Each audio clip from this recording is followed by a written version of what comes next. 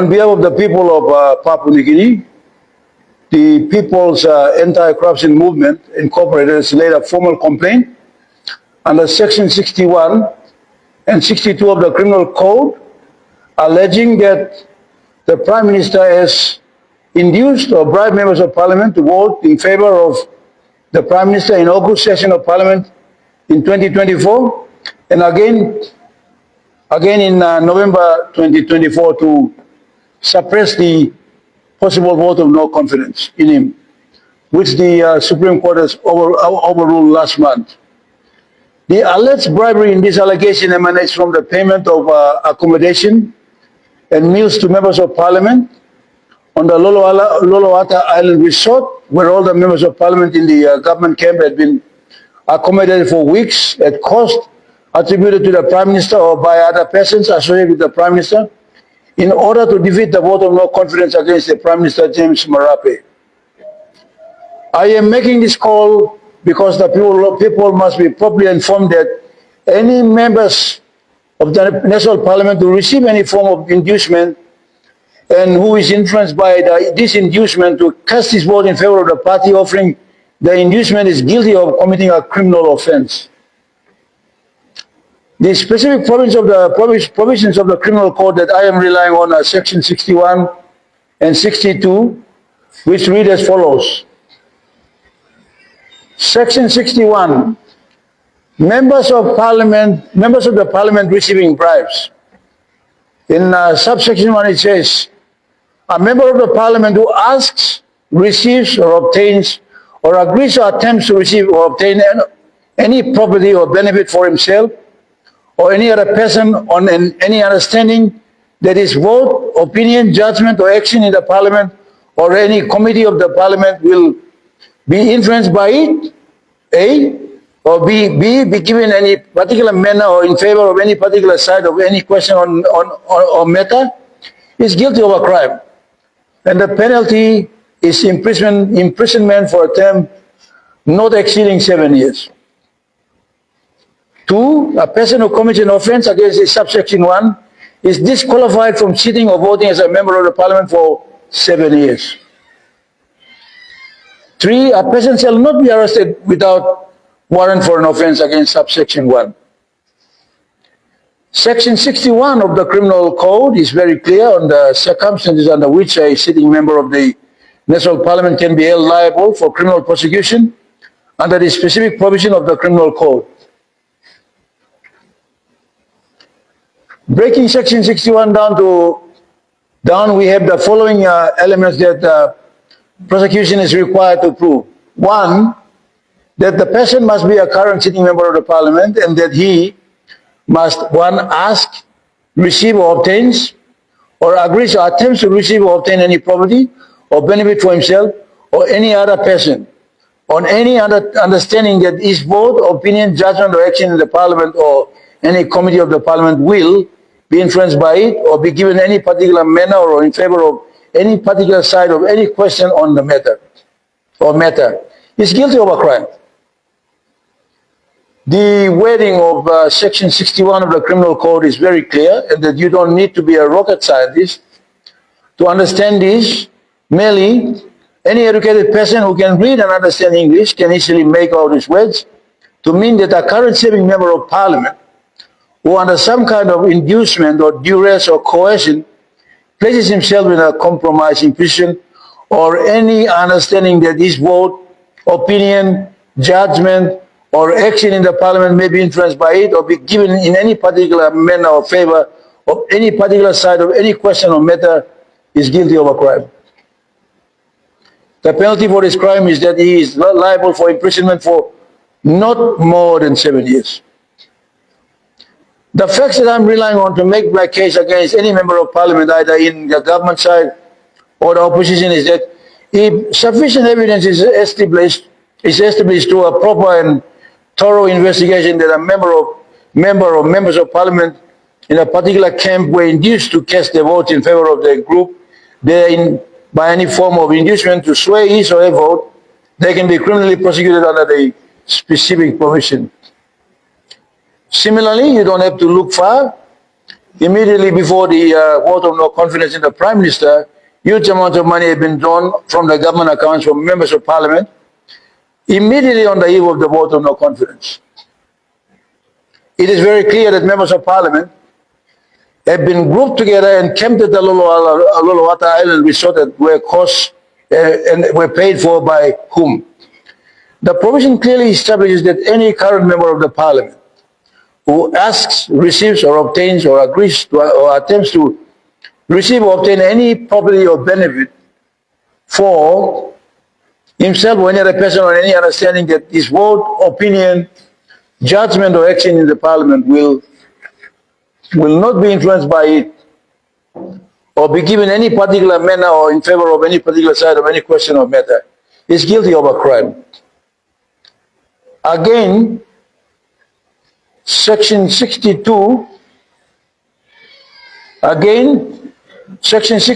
specifically refers to a person who induces the bribery, and it reads as follows. 62, bribery of member of the Parliament.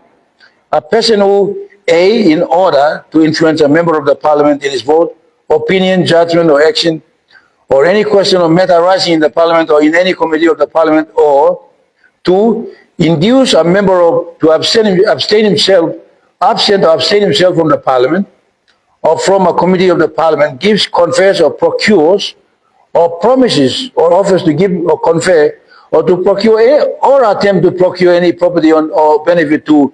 on or for the member, or to or on for any other person, or B, attempts directly or indirectly by fraud, threats, or intimidation of any kind to influence a member of Parliament in his vote, opinion, judgment, or action in any such question or matter, or to induce him to so absent himself, is guilty of a crime. Penalty is imprisonment for a term not exceeding 7 years. And subsection 2 of the Criminal Code, a person shall not be arrested without a warrant for an offense against subsection 1. Where, in subsection 3 it says, where a person is convicted of an offense against this section, all property that has been tendered or produced in evidence at the trial of the offender, or being the property or part of the property which the offender, in the course of the commission of the offense gave, conferred or procured, or promised or to own for any other person is forfeited to the state, where the property is property of the offender or of any other person. Again, when we break this provision down, we have the following elements to establish. A person who, A, in order to influence a member of the Parliament in his vote, opinion, judgment, or action, or any other question or matter arising in the Parliament or in any committee of the Parliament, or to induce a member to absent himself from the Parliament or from a committee of the Parliament, gives, confers, or procures, promises, or offers to give, or confer, or to procure, or attempt to procure any property or benefit to own the member, or to own or not for any other person, or attempts directly or indirectly by fraud, threats, or intimidation of any kind to influence a member of Parliament in his vote, opinion, judgment, or action on any such question or matter, or to induce him to absent himself, is guilty of a crime. And the penalty is imprisonment for a term not exceeding 7 years. It is not difficult to look for the evidence to establish these facts.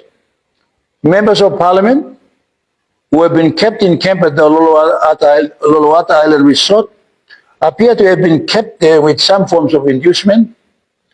coercion, or duress. Members of Parliament do not need to be kept in such camp.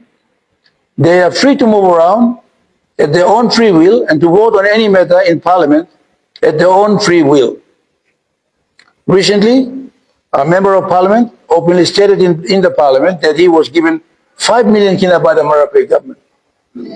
a minister of the government, in a form of inducement. And again, government records appear to show that immediately before the impending vote of no confidence, a large amount of money has been drawn down from the government accounts, clearly implicating the Prime Minister of bribing members of Parliament to vote for him in the impending motion no confidence against the Prime Minister. The timing of these payments to the members of Parliament is crucial in establishing whether an offense of bribery has been established. It is immaterial to consider whether the payments are legitimate government business. I therefore once again call on the police commissioner to get the courts to issue a warrant of arrest against the Prime Minister pursuant to Section 62 of the Criminal Code and a further warrant of arrest pursuant to 61 of the Criminal Code for all the members of Parliament currently camped at the that camped on the Loluwata Island Resort in the 2024 August session of Parliament. The call by the Honourable Governor of Wainga not to go into camp is a noble act. It is becoming a great leader who has the respect for the integrity and dignity of our members of Parliament. In the event that the police commissioner fails to perform his constitutional duties, I will call on the commander of the People's Army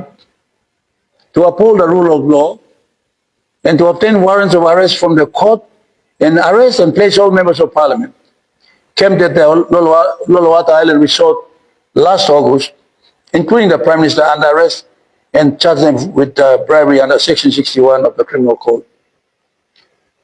Now, I don't have to be a lawyer to understand what is written in very plain English. And I think in this country, law enforcement agencies, including the police, the Ombudsman Commissioner, the Ombudsman Commission, the newly established ICAC, the Defense Force, and the Office of the Public Prosecutor, even the judiciary have been compromised on the rule of law. And we want to make it crystal clear that the People's Anti-Corruption Movement will leave no stone unturned to establish the rule of law in this country. And we are now calling on the police commissioner to perform his constitutional duties in complying and attending to our complaint, which we have filed on the 3rd of April, Tuesday the 3rd of April, against the Prime Minister for bribing members of Parliament. And he shall not hesitate to obtain a warrant of arrest for the Prime Minister for having violated Section 62 of the Criminal Code in bribing members of Parliament by treating them on the island of Loluwata. Thank you all for coming today. John Endemongo Kua, President of the People's Anti-Corruption Movement.